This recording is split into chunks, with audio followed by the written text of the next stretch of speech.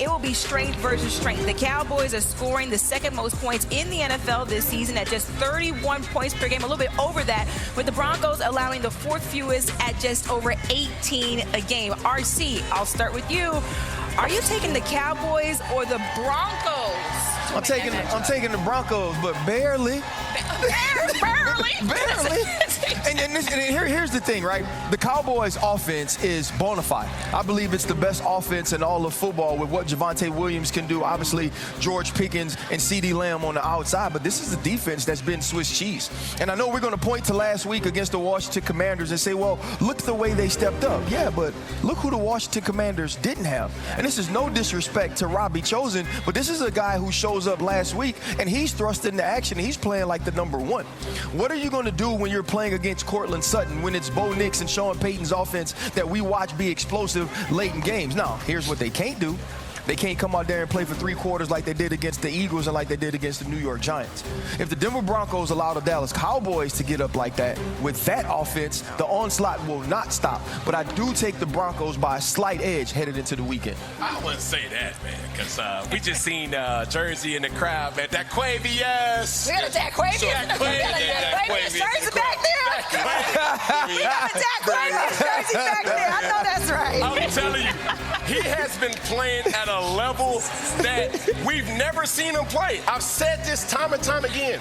And the thing about it is, defense wins championships, offense wins games. Well, this ain't a championship, so the Dallas Cowboys has what it takes to outduel with anybody. I do not think Bo Nix has it in his arsenal to really go shot for shot versus a Dallas team or offensive firepower. Now, I'm high on Bo, I'm high on the offense of Denver, the team holistically. But when you start to see CeeDee Lamb come back in and he's playing at a high level, George Pickens playing at a high level, it's tic-tac-toe, where do I want to go? And that's what Dak has been doing this year. Well, I'm going to tell you something. Certain things in life are very, very simple. If the Carolina Panthers could do it to Dallas on their home turf a couple of weeks ago, why the hell can't the Denver Broncos? Yeah. Because the Carolina Panthers ain't the Denver Broncos. And so the way I look at it, I get where you're coming from. And obviously, CeeDee Lamb wasn't back at that particular moment in time, if I remember correctly. But the bottom line is this. With Pickens, with CeeDee Lamb, with Javonte Williams running the football effectively, with an offensive line that looks respectable, we get it. And Dak Prescott is a top 2 candidate for league MVP honors. I understand that. But you're on the road, in the Mile High City, in the altitude, the whole 9. Denver is a bona fide playoff caliber team. Yeah. Okay, their defense is real. Offensively, they can do some things. There is no, if I'm the Denver Broncos, I'm like, if the Carolina Panthers can handle their business, why the hell can't we? And if that's not a question they can answer, that's on them. And they've been a different team on the road aside from the New York Jets game. And I think that's the big thing. But I do know this, Stephen A. If the Dallas Cowboys go win this game, we're going to be looking for you like we looking for the bottom half of campaign. I was just about to say that.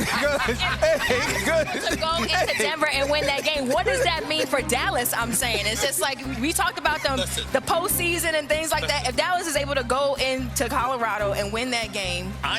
This is what people like RC and them miss from time to time. I am not sad about the Cowboys. You got to remember, last year they stunk up the joint very, very early. It was nothing intriguing about them. I don't want them meaning their fans. You got that disgusting, nauseated fan base that gets on my last damn nerves. It's all trolling. I love trolling them. I want to see them crying. I want to see them miserable. I don't want to like see San Francisco that year. That's right. Oh, it's hilarious. That's hilarious. It's the most beautiful moment. I mean, did you see cats sitting over the railing, grown-ass men crying? It was hilarious. I mean, it's beautiful. I don't want you falling off a curb. If you're the Cowboys, I want you falling off the roof. You know what I'm saying? So go ahead and win these games. Get to the playoffs. Be excited. Hell, go ahead and win the NFCs. Knock yourself out. Just as long as you live up to form, once the playoffs arrive, I am good. So it doesn't bother me. I think before the season, though, Cam, we talked about what Dak Prescott could do with this offense. We talked about leadership, the way that he needed to step up. To me, Dak is proving that he's worth the money. That's the question you're going to be asked when you get $60 million a year. Are you worth the money? Can you carry an offense? Can you carry a team? And can you also lead in the manner that somebody that has been gifted and given and blessed and earned that sort of contract? And I believe Dak Prescott has proven that above and beyond this year thus far. Man, I don't know where these sources is coming from, but, man, if this were to happen, Stephen Anthony. Yes, sir. Ryan Terry. Amina. Look at If they can get Max Crosby. Yeah. Oh, yes. Yeah, all right. But see, that's where I went with RC the other day, because I asked the question, and I wanted his answer, and he gave it to me in terms of how does Jerry Jones look if this offense is prolific and it propels them to new heights, meaning the playoffs. RC made the point you still needed a Micah Parsons, no doubt.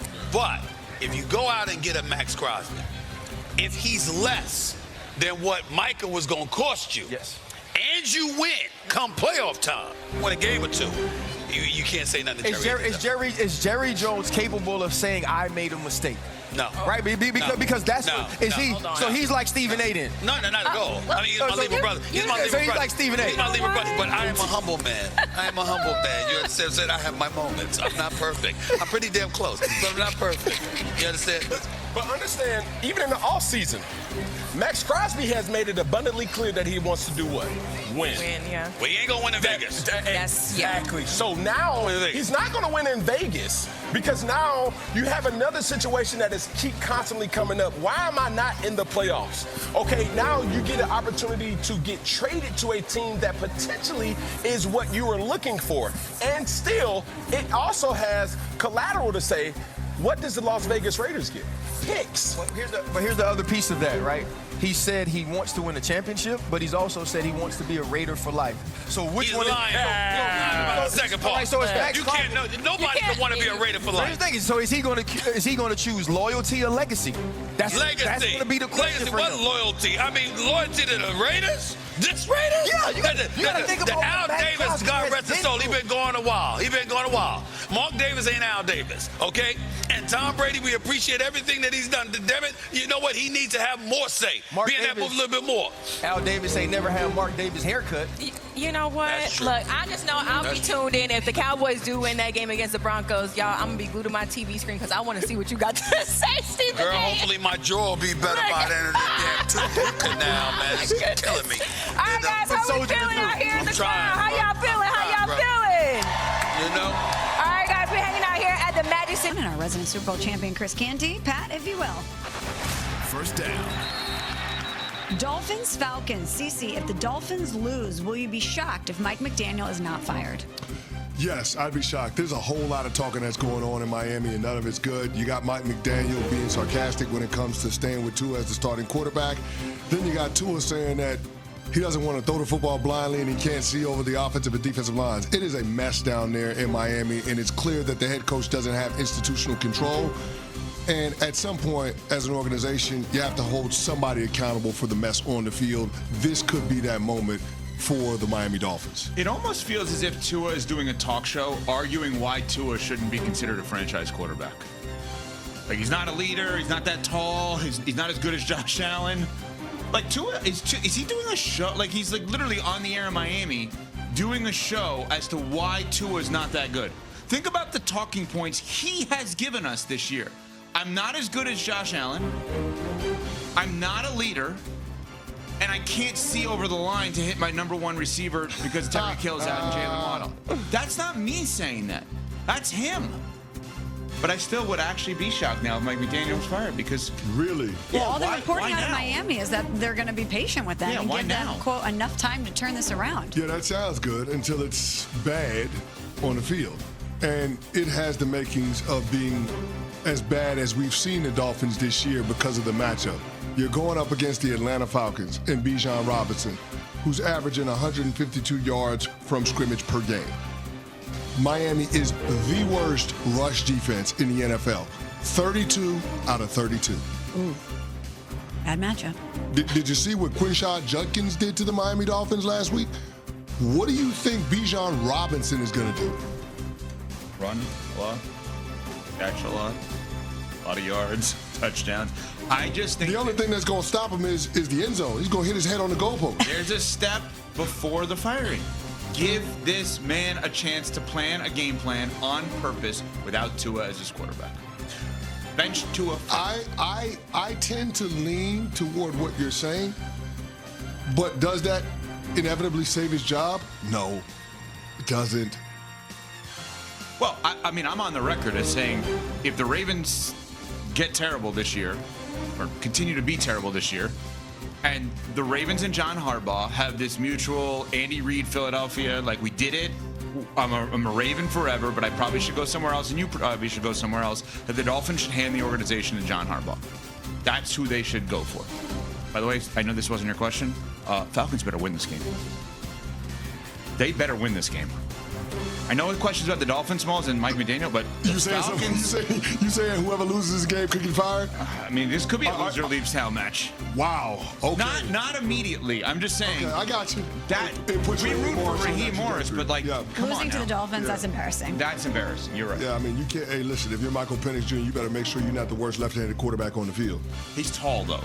That's a great point. That's a great point. Tua would take Penix over Tua. That's a great point. Next one, Pat. Second down. Bills Panthers, Evan. You can hear this one right here on ESPN Radio. Steve Levy and our guy Harry Douglas. Well, both of them are our guys on the call. All right, Rico Dowdle has gone crazy for the Panthers this season. The Bills defense has surrendered a league worst 5.8 yards per carry. Is this an upset special? No. It better not be with no Bryce Young